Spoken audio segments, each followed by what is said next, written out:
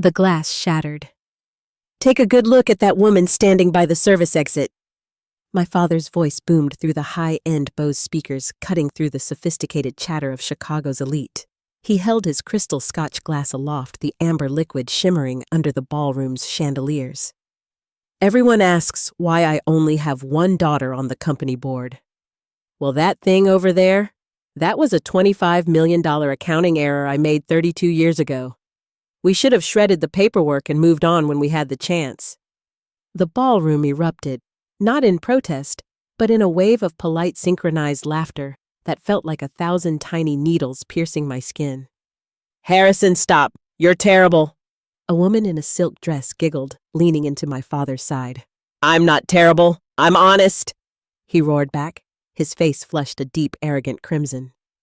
To my real daughter, Chloe, the only Sterling who matters. Cheers. I stood frozen near the heavy velvet curtains, my fingers trembling around the smartphone hidden in my clutch. My thumb was pressed firmly on the record button. I wasn't crying. I had run out of tears for Harrison Sterling somewhere around my 10th birthday. Instead, what I felt was a cold, obsidian-hard fury settling in the marrow of my bones. I stepped out of the Sterling Global Gala and into the brutal, freezing wind of a Chicago December. The sleet slapped my face, washing away the expensive makeup I'd applied so carefully that afternoon. I didn't care.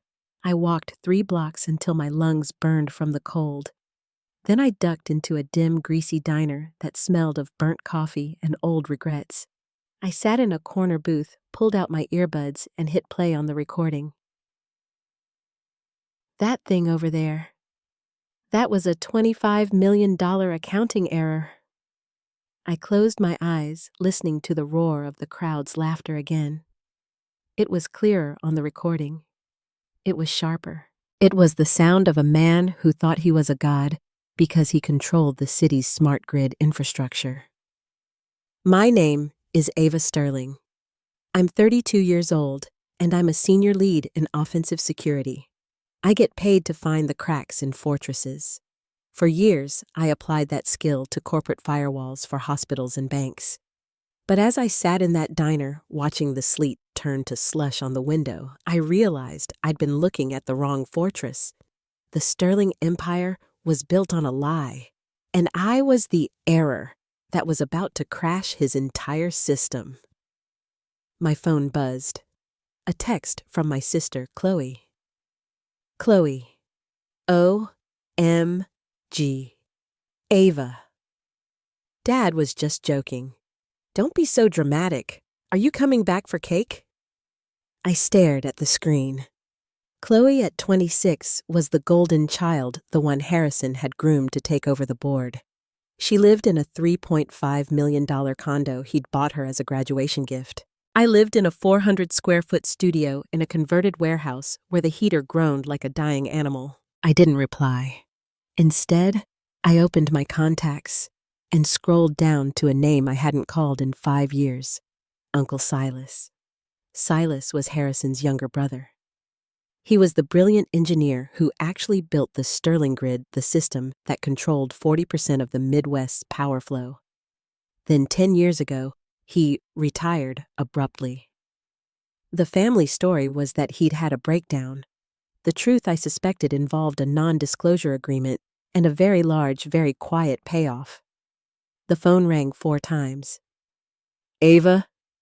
Silas's voice was gravelly wary. It's nearly midnight. Is someone dead? Not yet, I said, my voice coming out like a blade being sharpened.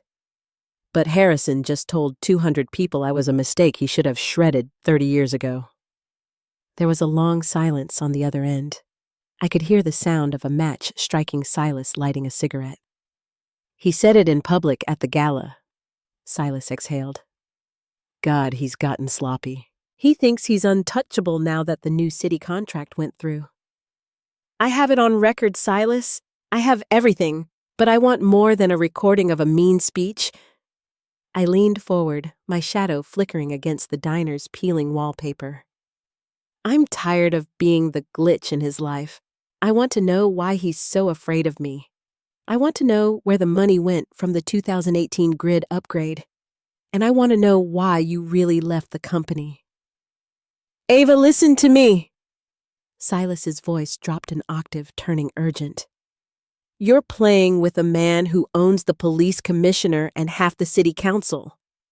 If you start digging into the Sterling ledgers, you aren't just looking for a scandal. You're looking for a casket. His or yours. I've spent my life being erased by him, Silas. I snapped, the anger finally boiling over.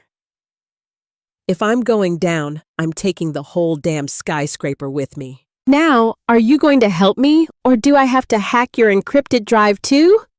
A dry, hacking laugh came through the line. You always were the only one with his backbone and my brains. Fine. Meet me tomorrow at the old shipyard in Gary, 1 p.m., and Ava, leave your phone at home. If Harrison is half as paranoid as I think he is, he's already tracking your GPS. I hung up and looked at my reflection in the darkened window. I looked like a stranger, pale, fierce, and utterly done with being a victim. I pulled out a second burner phone I kept for work audits. I typed out a quick email to an anonymous tip line for the Federal Energy Regulatory Commission. Subject: irregularities in Sterling Global Smart Grid procurement. Body: this is just the beginning. Check the offshore subledger for the 2018 Chicago upgrade. Follow the shredded files.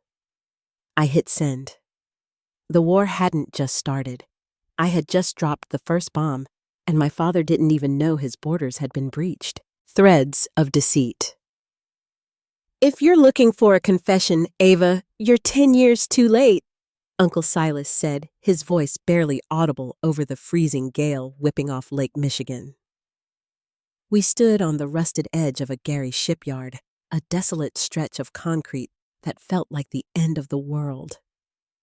Silas looked like a ghost of the man I remembered, gaunt, gray, and trembling.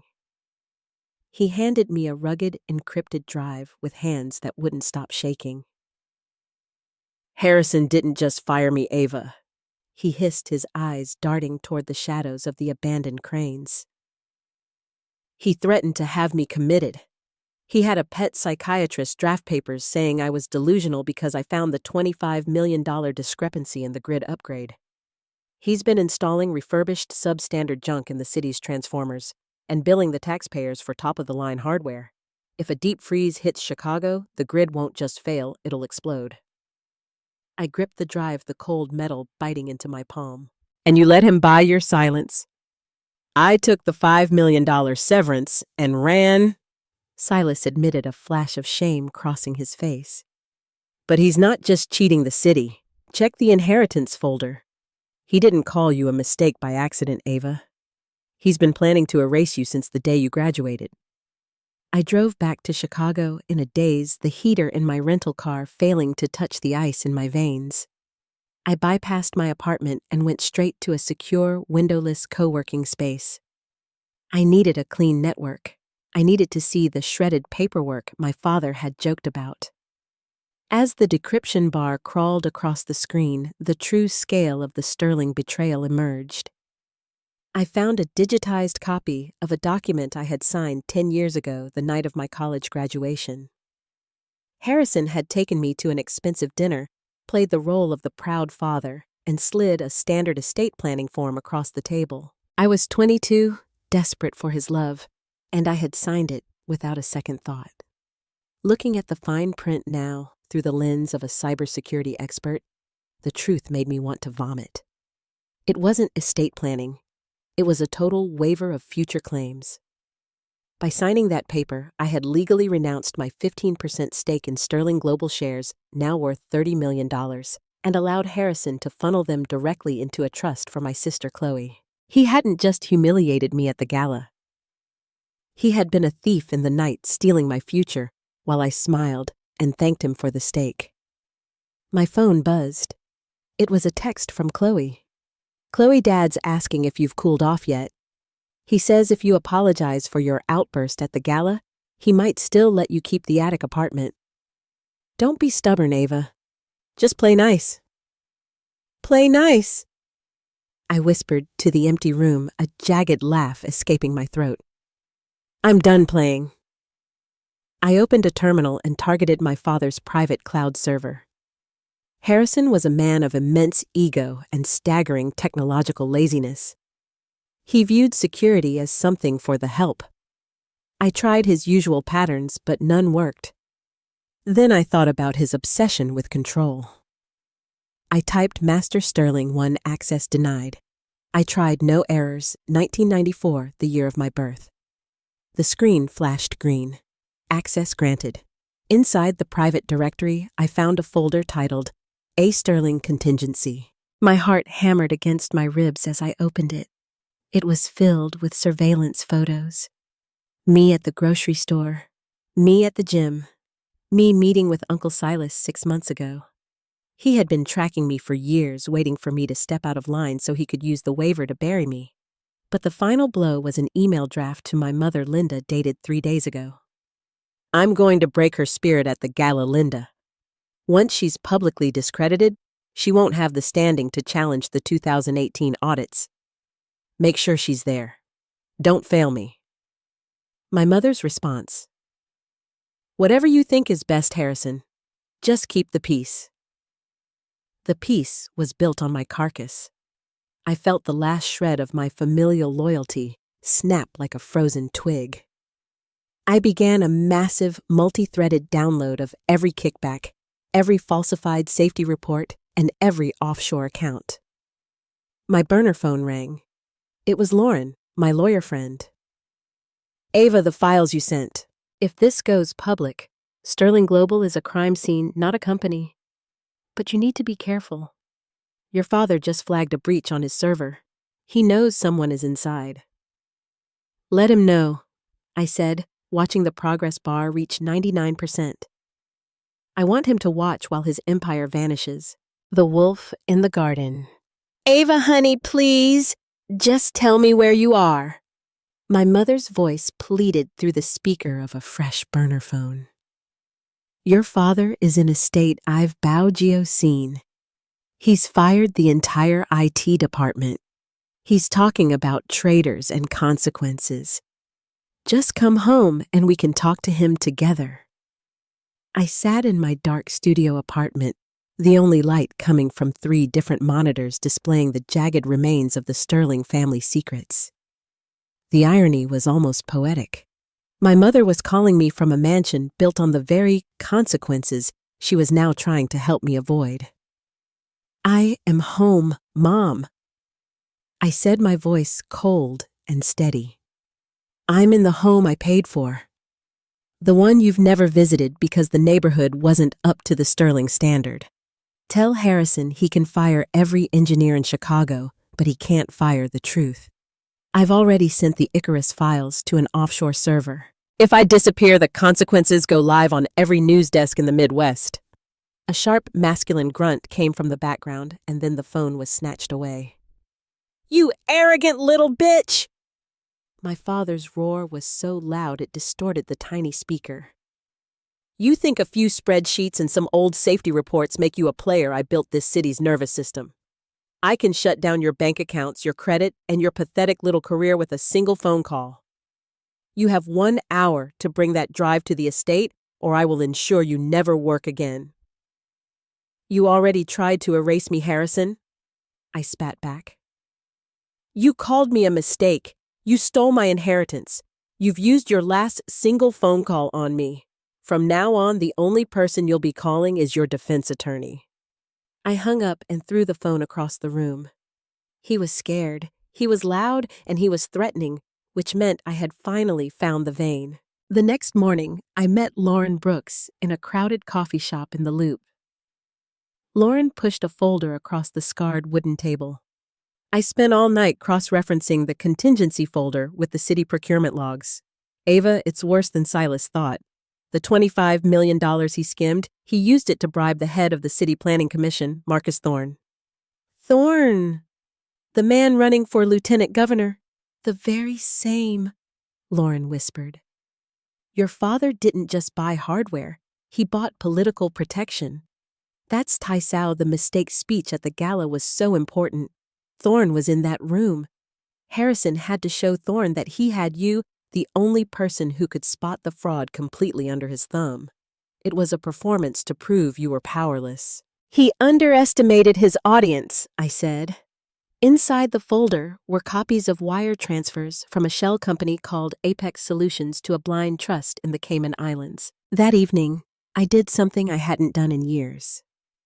I used my old security key fob to enter Sterling Global Headquarters after hours. I knew the security guard's rotation. I'd helped design the system. I slipped through the side entrance and headed for the executive suites on the 50th floor. I wasn't there for my father. I was there for Chloe's office. I sat at her desk and bypassed her simple password, her own name followed by a heart.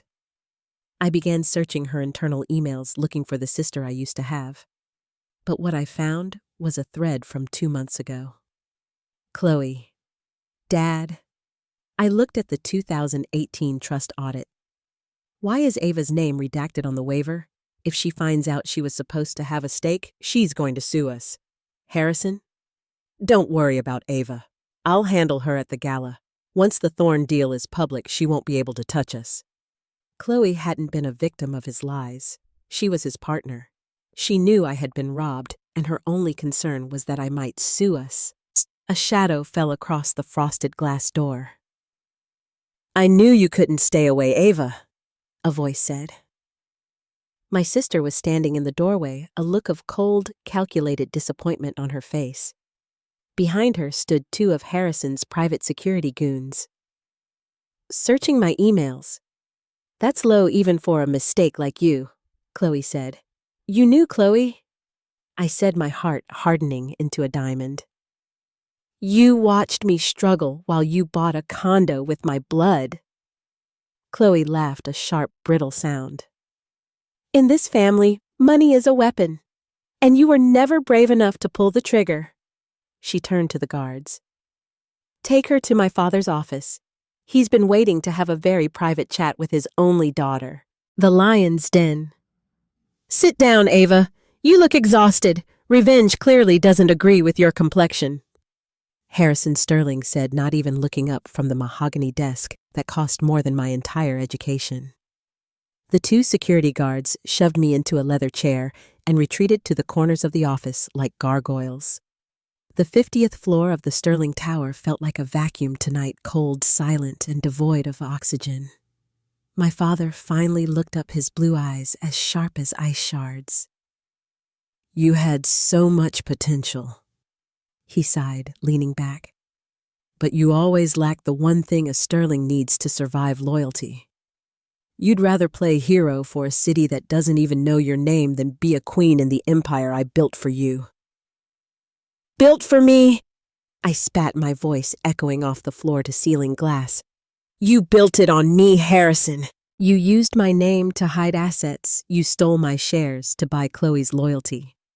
And you used my birth as a punchline to impress a corrupt politician like Marcus Thorne. Don't talk to me about loyalty.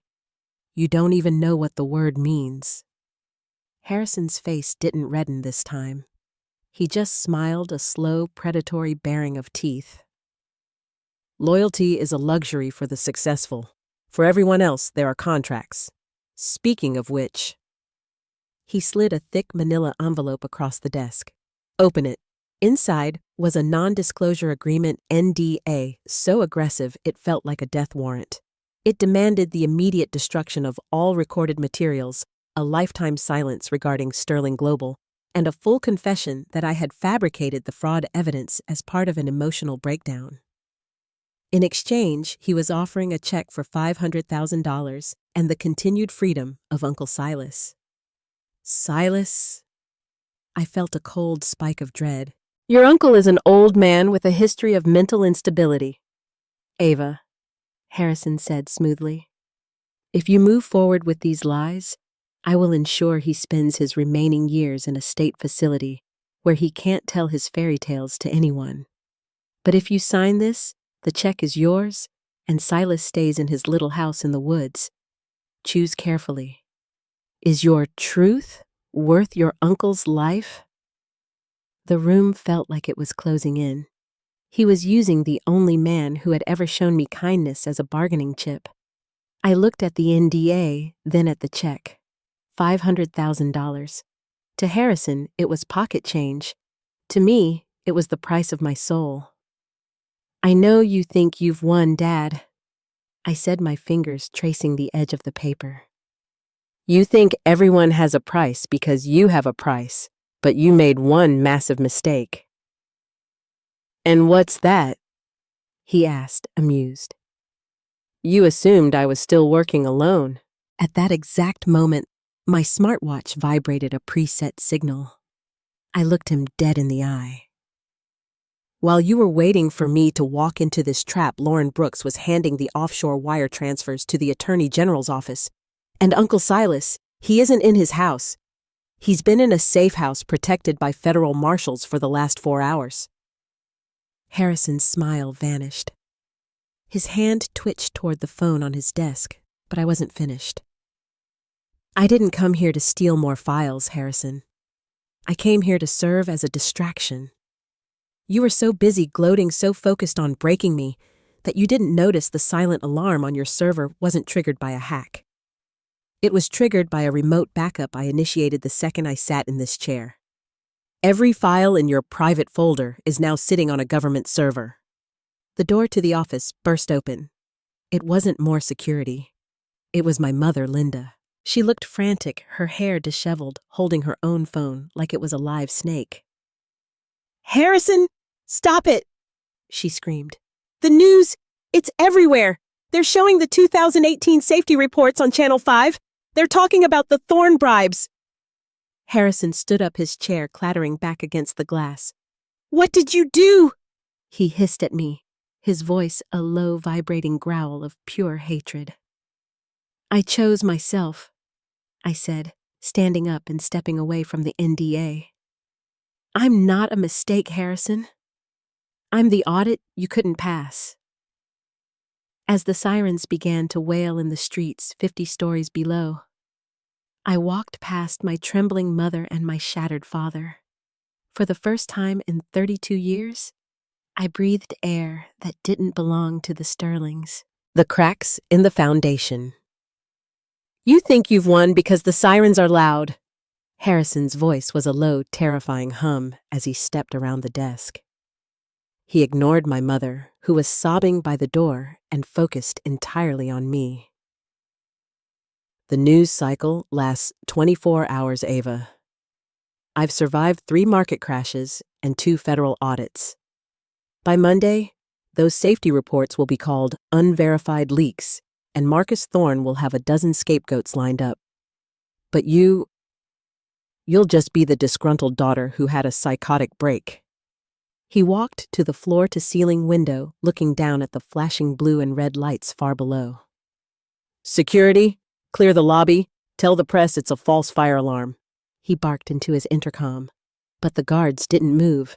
They were staring at their own phones. "Sir," one of them said, his voice cracking, "it's not just the news. Our payroll accounts, they've been flagged. The company credit cards just declined." I felt a surge of grim satisfaction. That wasn't the Attorney General Harrison. That was the banks.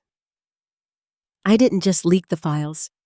I triggered the moral hazard clauses in your loan agreements. When a primary contractor is accused of bribing a gubernatorial candidate with public infrastructure funds, the banks don't wait for a trial. They freeze the assets to protect themselves. Harrison whirled around, his face finally losing its composure. The mask of the great Harrison Sterling was slipping, revealing a desperate, cornered animal. "You've frozen the company. Do you have any idea how many thousands of people you've just put out of work? How many homes won't have power if the maintenance crews aren't paid? Don't you dare hide behind your employees." I snapped, stepping closer until I was mere inches from him. "You put them at risk the second you installed those faulty transformers. You gambled their lives for a kickback from Marcus Thorne. I'm not the one who broke this company. I'm just the one who stopped the bleeding." My mother finally moved, stumbling toward Harrison. "Harrison, the accounts. My personal trust is linked to the corporate ledger. I can't even buy a plane ticket. What have you done?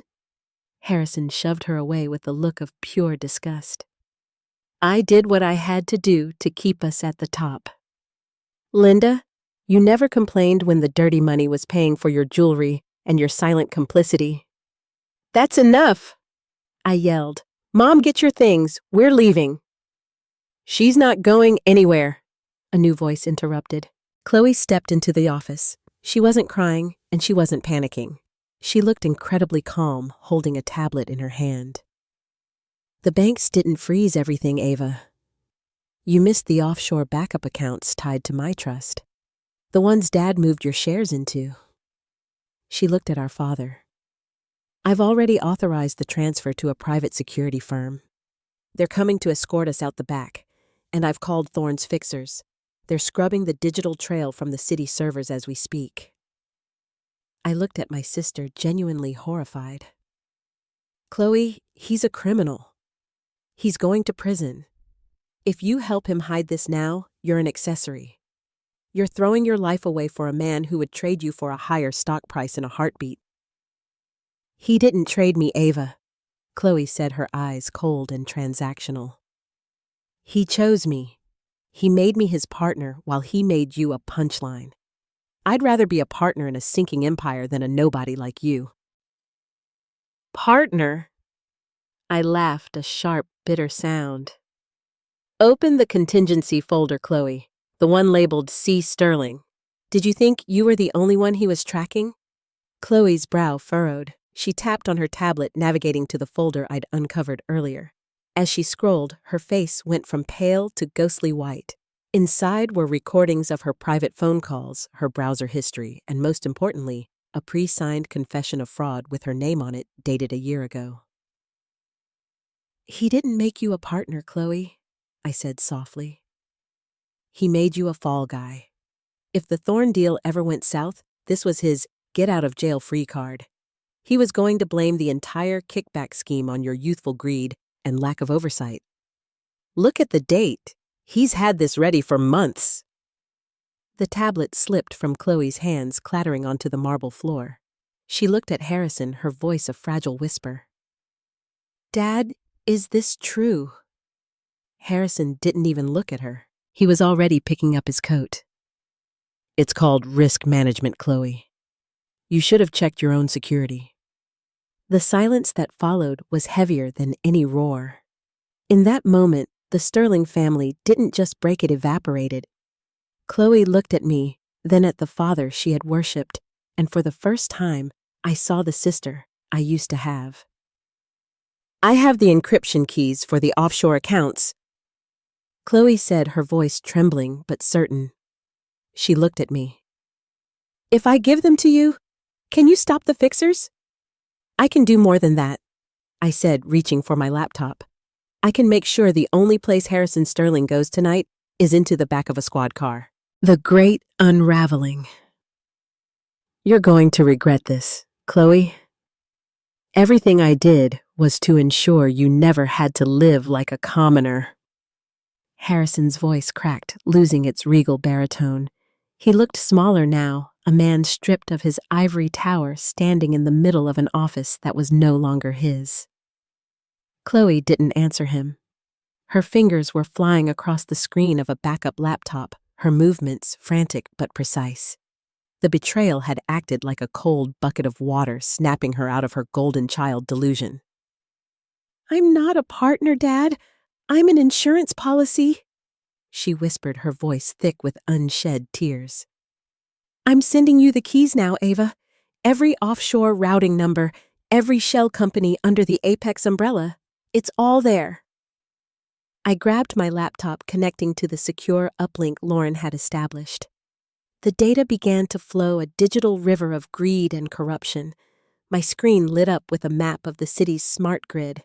Tiny red dots began to blink across the Chicago suburbs. The fixers, I hissed. They're not just scrubbing the servers. Harrison, what did you tell them to do? My father remained silent, his jaw set in a defiant scowl. But I didn't need him to talk. I looked at the command logs Chloe had just unlocked. My heart nearly stopped. They're triggering a stress test on the 2018 Transformers. I shouted, my fingers blurring over the keys. Lauren, are you there? Tell the Attorney General they're going to blow the substandard hardware to destroy the evidence.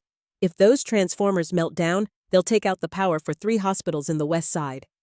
Thousands of people will be in the dark, and the surge could cause fires.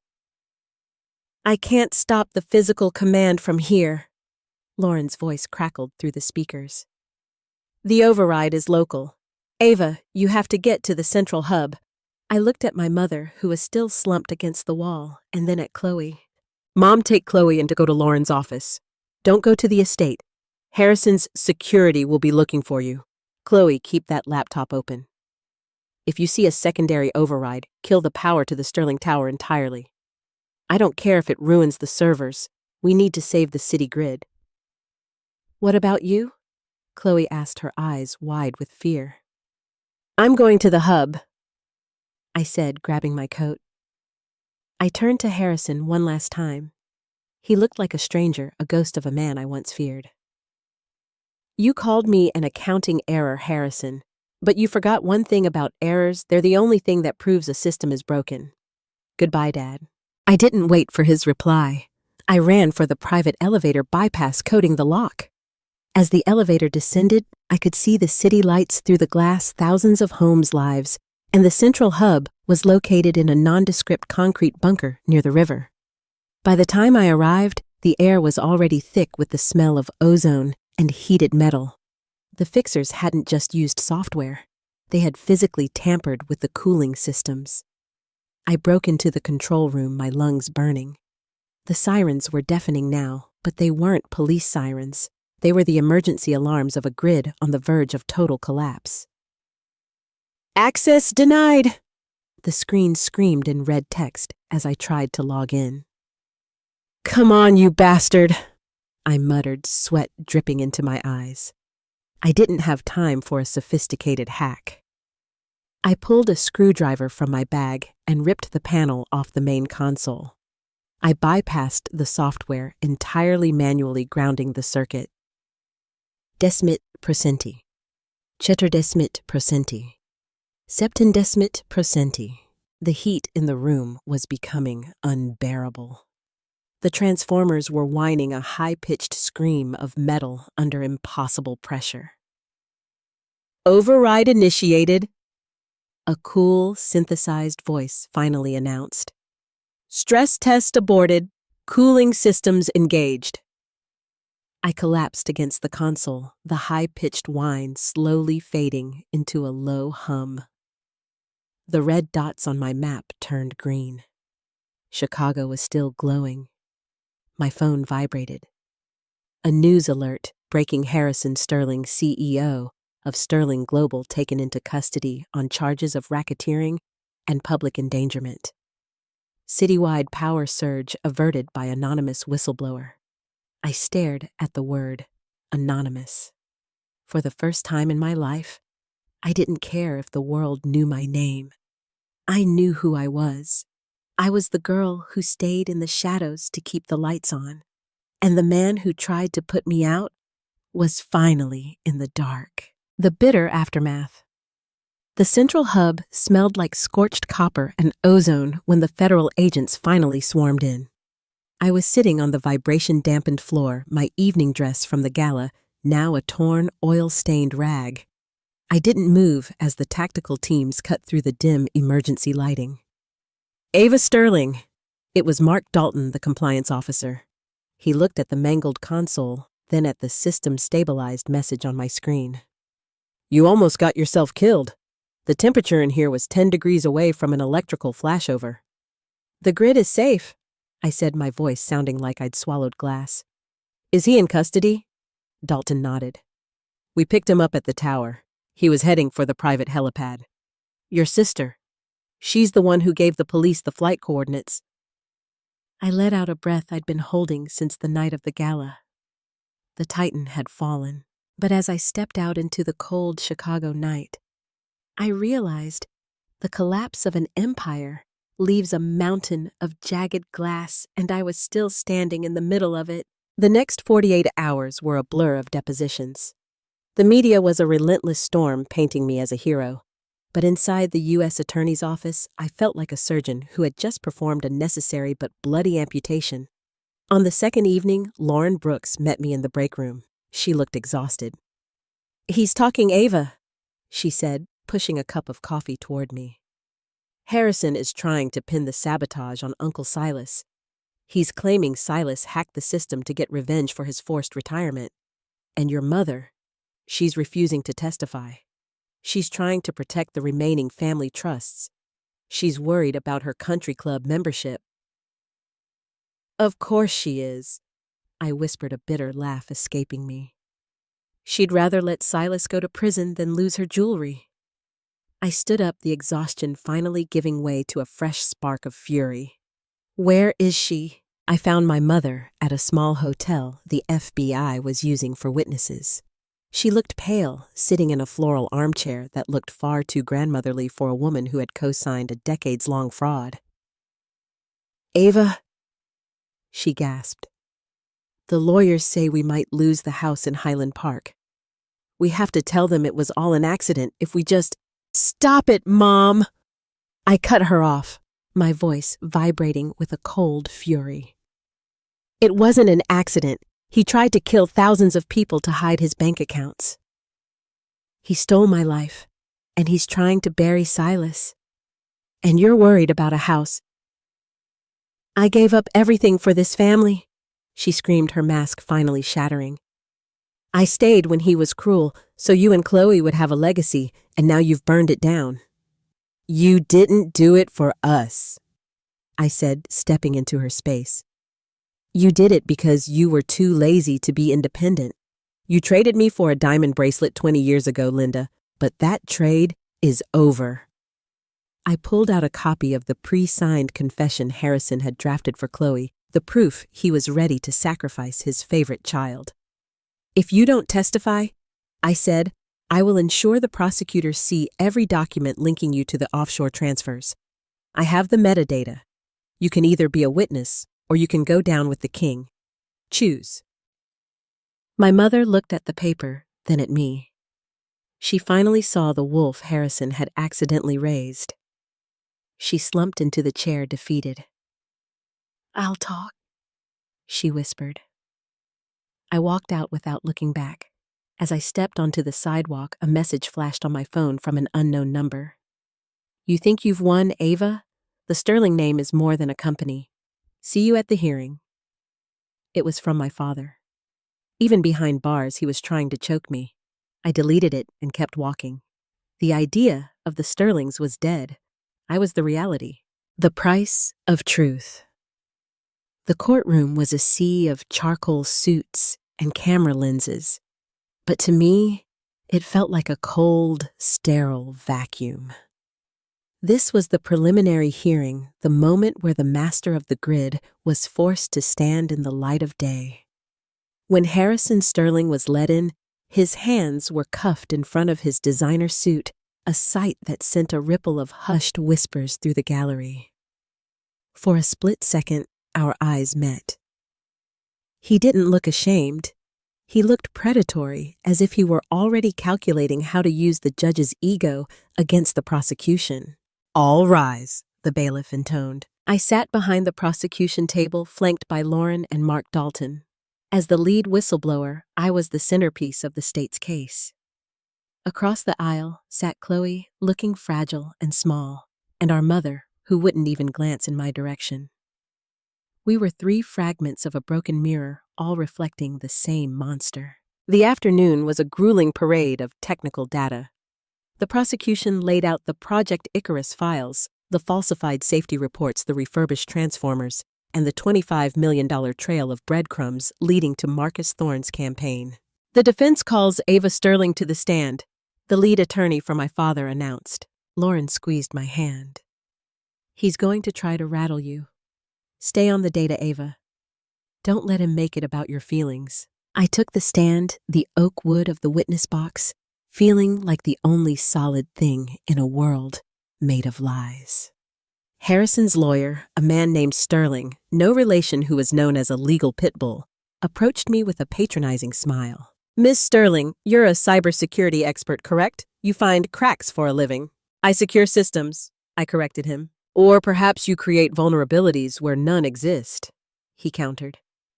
Isn't it true that you felt erased by your father, that you were bitter about your sister's success? Isn't it true that you initiated the grid stress test yourself from the hub, just to frame your father for a meltdown that never would have happened? The gallery gasped. Harrison leaned back, a smirk ghosting across his lips. I was at the hub to stop the meltdown your client initiated, I said, my voice cutting through the lawyer's theatrics like a scalpel. I have the biometric logs proving a remote command was sent from Harrison Sterling's private terminal at 10:14 p.m., a command that bypassed 3 layers of safety protocols. But you had the password, didn't you? The lawyer barked. You told this court you hacked his server earlier that night. You had the keys to the kingdom and you used them to burn it down because you were the mistake who wanted to be the main character. I am the main character of my own life, I shot back, leaning forward, my eyes locking onto my father's.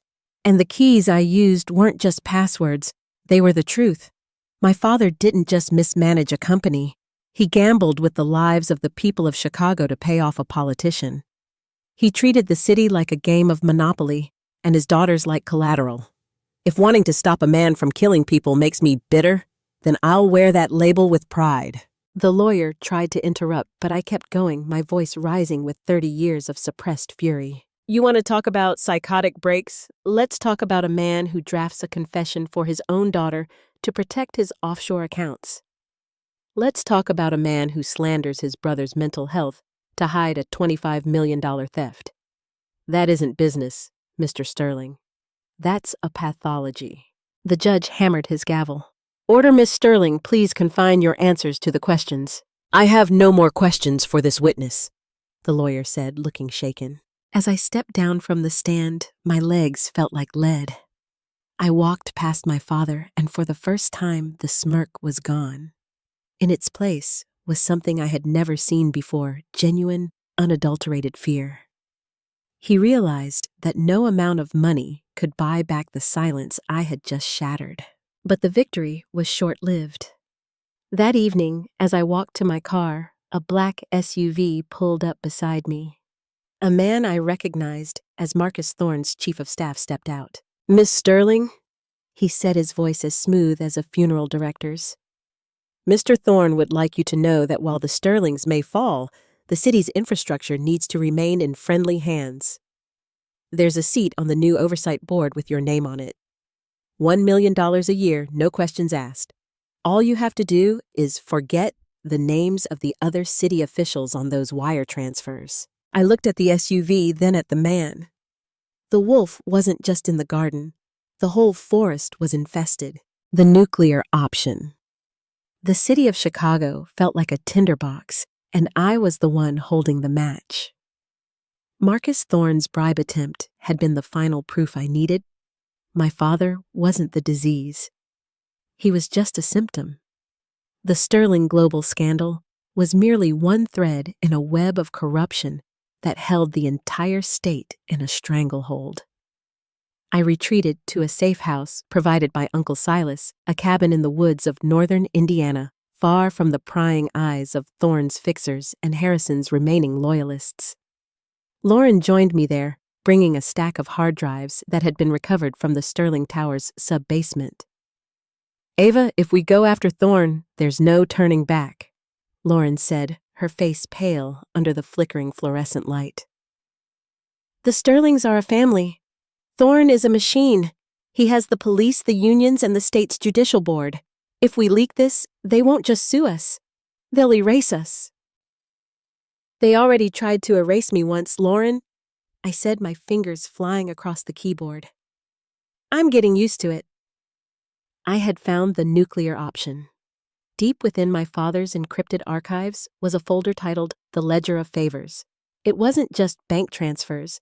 It was a collection of audio recordings, hidden camera footage from private clubs, and signed I owe us from half the city council.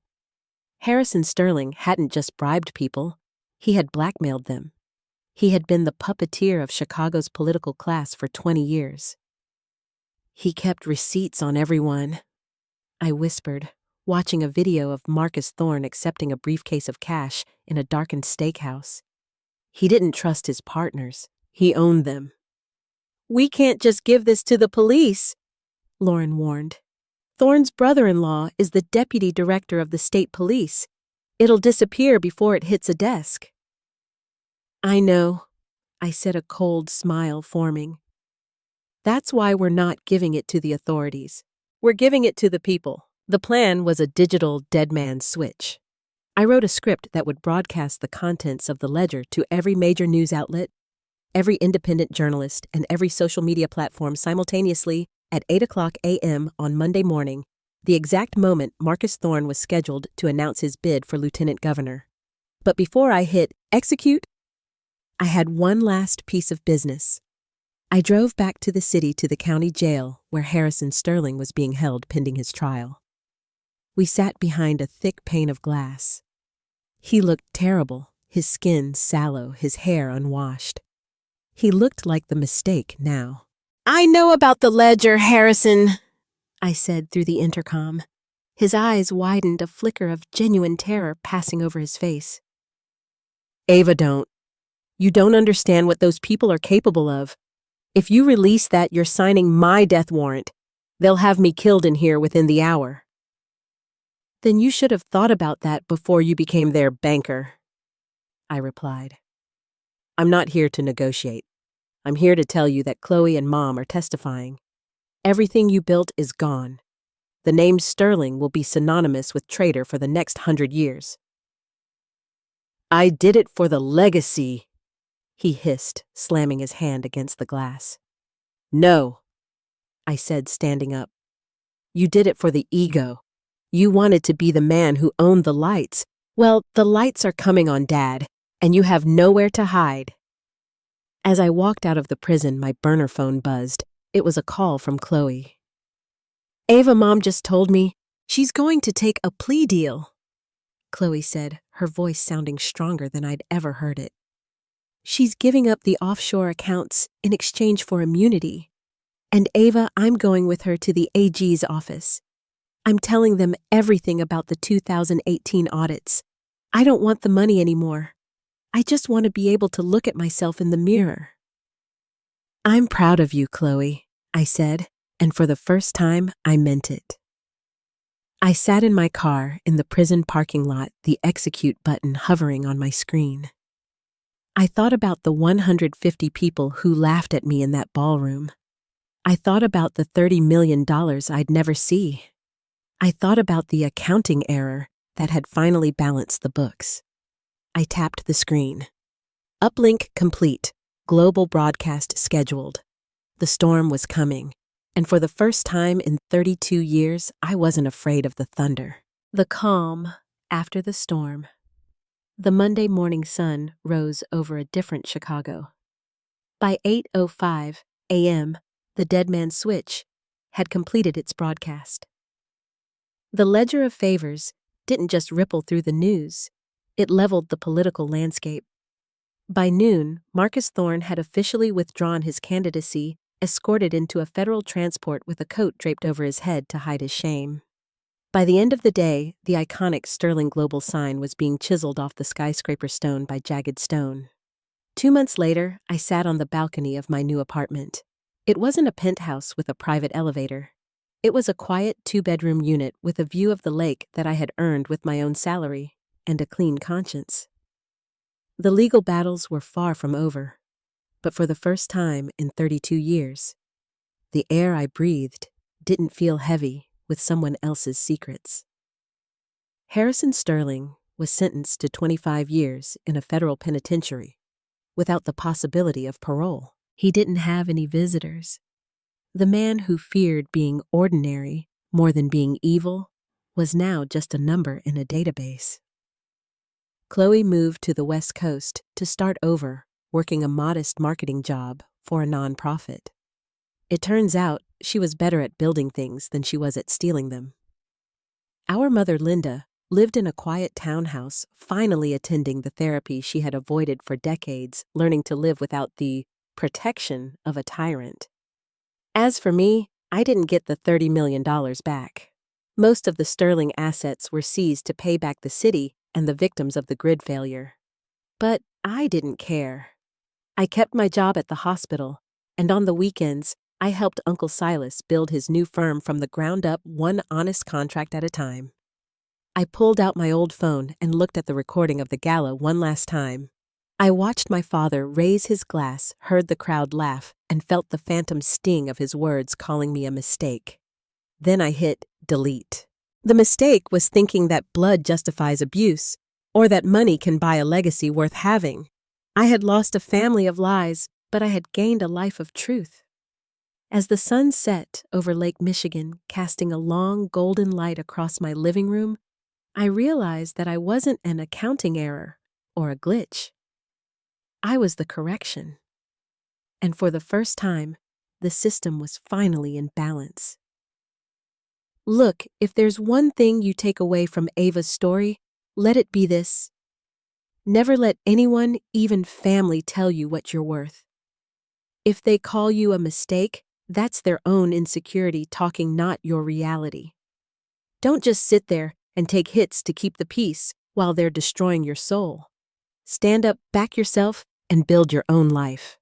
The best way to get even isn't by being bitter.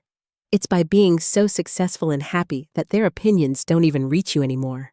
You're the main character of your story, not a glitch in theirs. Go out there and prove it. Thanks so much for sticking around until the very end of Ava's journey. I really hope her story gave you a little boost to keep believing in yourself. If you enjoyed it, please hit that like button and drop a comment below. I'd love to hear your thoughts. Also, make sure to follow so you don't miss out on the next big story. See you in the next one.